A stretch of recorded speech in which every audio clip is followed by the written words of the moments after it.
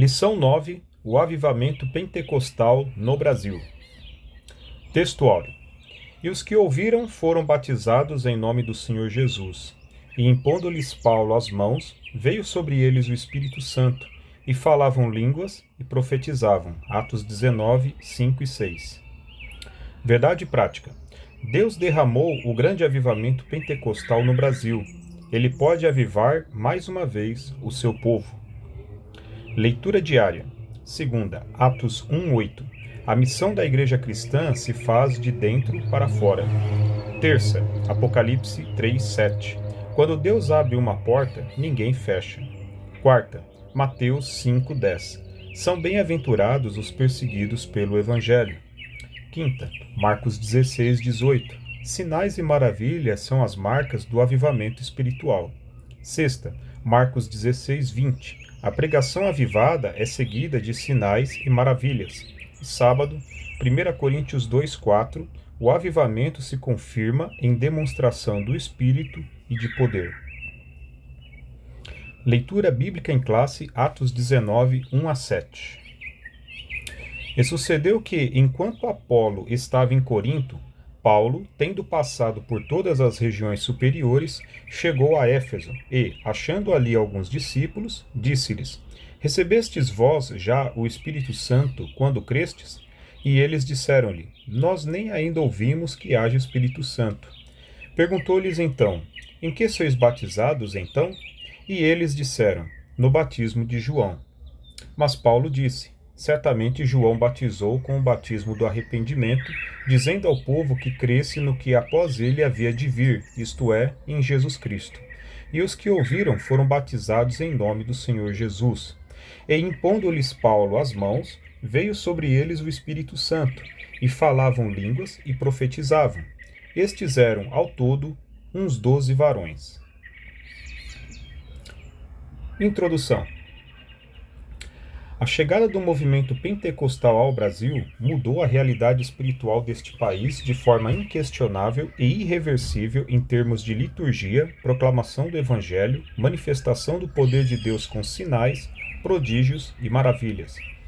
Vindo dos Estados Unidos, os missionários Daniel Berg e Gunnar Wingren chegaram em terras brasileiras em 1910.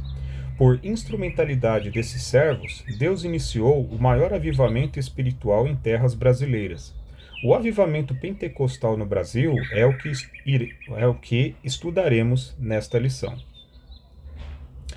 Tópico 1. O movimento de Atos se repete no Brasil. Ponto 1. Pentecostes entre os salvos. Em Atos 19:2, há uma pergunta do apóstolo Paulo para os discípulos em Éfeso. Recebestes vós já o Espírito Santo quando crestes? Essa pergunta também pode ser feita assim: Tendo crido, recebestes o Espírito Santo? E também, recebestes já o Espírito Santo depois que crestes? As modalidades da mesma pergunta revelam um fato de acordo com o contexto do trecho de Atos 19, 1 a 7. Os discípulos de Éfeso foram batizados em nome do Senhor Jesus, isto é, já tinham a fé salvífica. Em seguida, receberam o batismo no Espírito Santo por imposição de mãos.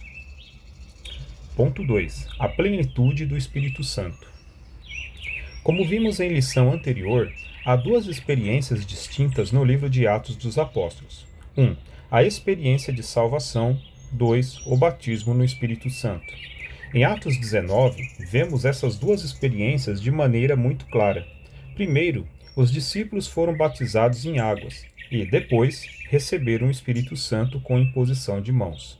Esse recebimento teve evidências físicas de línguas e profecias, Atos 19:3. A experiência do batismo no Espírito Santo é tão distinta da salvação que aquela pode ser identificada fisicamente por meio de línguas como confirmação do dom de Deus. Foi o que aconteceu com os discípulos em Éfeso.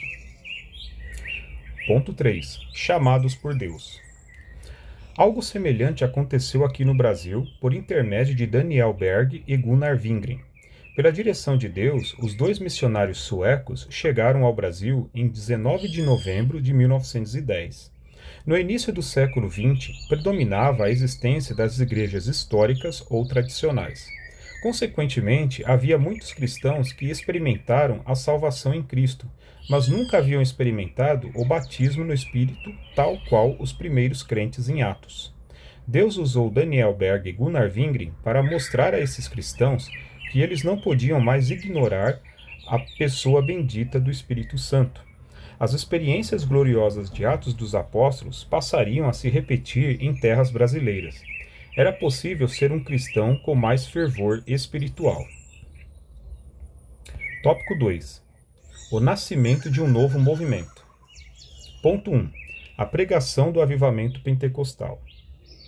A pregação dos missionários chamou a atenção das igrejas tradicionais, causando incômodo e preocupação. Eles não foram bem aceitos pelos pastores das igrejas históricas.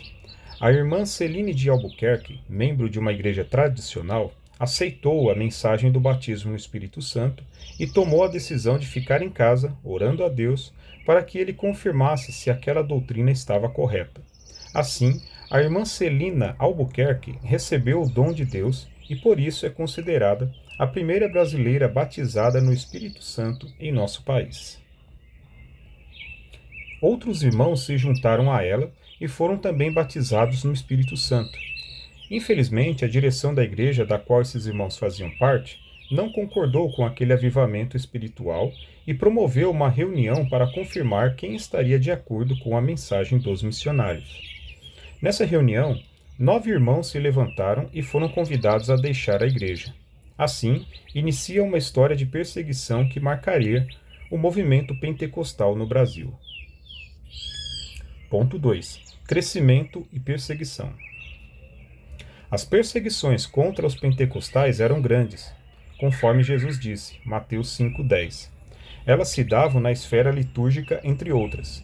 Por exemplo, nos primeiros batismos, no Pará, alguns inimigos da obra tentaram impedir o ato batismal.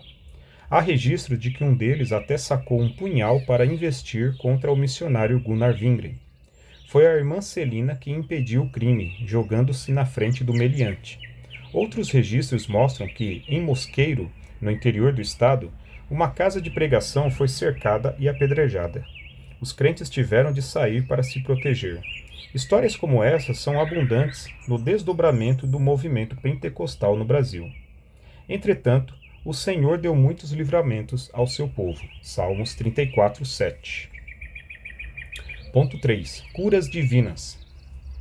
Se houve perseguições e dificuldades no início da obra, também houve intervenções gloriosas de Deus na vida do seu povo. No Diário de um Pioneiro, obra escrita pelo missionário Gunnar Wingren, veja o seguinte relato. Uma irmã foi curada de uma enfermidade incurável no lábio. Um homem paralítico que estava moribundo e não podia mais falar, foi curado e veio depois para nossos cultos. Uma criança que estava moribunda com febre foi curada. Um homem de idade que sofrera com hérnia por 9 anos foi curado. Um outro homem que havia estado enfermo muitos meses com febre e tinha todo o seu corpo inchado foi tanto curado como batizado com o Espírito Santo.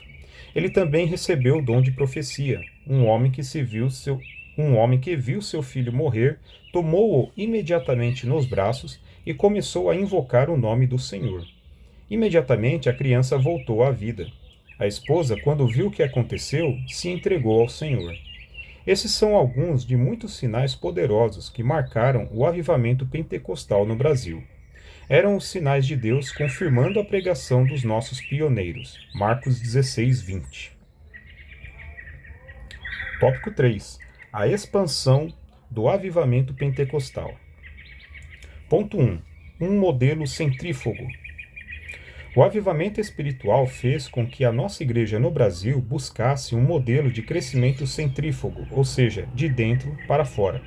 Começaram cultos numa casa, num pequeno salão, num bairro, numa cidade. Os pentecostais evangelizavam pelas ruas, casas, escolas, hospitais. Mais adiante, os irmãos buscavam um local mais amplo para atender à expansão da obra. E o Senhor salvava, curava, batizava no Espírito Santo. O avivamento pentecostal foi crescendo de maneira nunca vista em nosso país. Estava acontecendo o que Jesus prometeu, mas recebereis a virtude do Espírito Santo, que há de vir sobre vós, e ser-me-eis testemunhas tanto em Jerusalém como em toda a Judéia e Samaria e até os confins da terra. Atos 1:8. Ponto 2. Um crescimento acentuado. Os pentecostais no Brasil não crescem porque buscam pessoas em outras igrejas, mas crescem porque as evangelizam e as discipulam por meio do Evangelho de Cristo. Segundo dados do IBGE, em 2010, os evangélicos eram constituídos de aproximadamente 42 milhões de pessoas. 42 milhões de pessoas. Desse número, a esmagadora maioria é de tradição pentecostal. Certamente, a próxima pesquisa do IBGE confirmará a tendência de alta. Tudo isso foi fruto do poderoso avivamento pentecostal que Deus enviou para a nossa nação. Conclusão. Antes do avivamento pentecostal em solo brasileiro, o que dominava o cenário religioso era o sistema de doutrina das igrejas históricas que não admitia o batismo no Espírito Santo, com sinal evidente de falar em novas línguas, bem como o exercício dos dons espirituais. Essas manifestações espirituais, fundadas na Palavra de Deus, são marcas do verdadeiro avivamento pentecostal no Brasil. Amém.